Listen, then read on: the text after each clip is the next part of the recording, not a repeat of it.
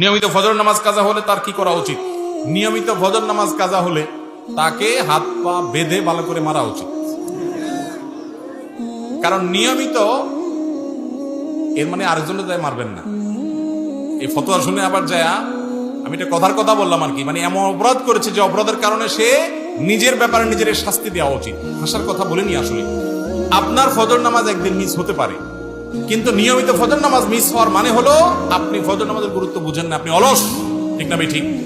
একজন ইমানদার কখনো অলস হতে, ফজর নামাজ না পড়লে সে কখনো ইমানদার হওয়ার সুযোগই নেই। এটা মুনাফিকের লক্ষণ। ফজর নামাজ যার পড়া কঠিন হয়, লক্ষণটা কিসের? মুনাফিক। আল্লাহ তাআলা আমাদেরকে হেফাজত করুন। ফজর নামাজ জামাতের সাথে পড়ার চেষ্টা করতে হবে। মাঝে মধ্যে ভুল হতে পারে, বাদ যেতে পারে, নিয়মিত হতে পারে না। অনেকে আছে সকাল 7টা 8টা উঠে সুন্দর মতো নামাজ পড়ে, আছে না? নাই, এটা জায়েজ নাই। নামাজ ওয়াক্ত মতো আদায় করতে হবে, এটা ফরজ। 5 ওয়াক্ত নামাজের মধ্যে সবচেয়ে কষ্ট হয় যে নামাজটা পড়তে, ফজরের নামাজ। আর এই নামাজটার ফজিলত কোন ওলামাদের মতে আসরেরটার পরে, আর কোন ওলামাদের মধ্যে 5 ওয়াক্তের মধ্যে সবচেয়ে শ্রেষ্ঠ হলো ফজরের নামাজ। আল্লাহ তাআলা আমাদেরকে নামাজটা পড়ার তৌফিক দান করুন।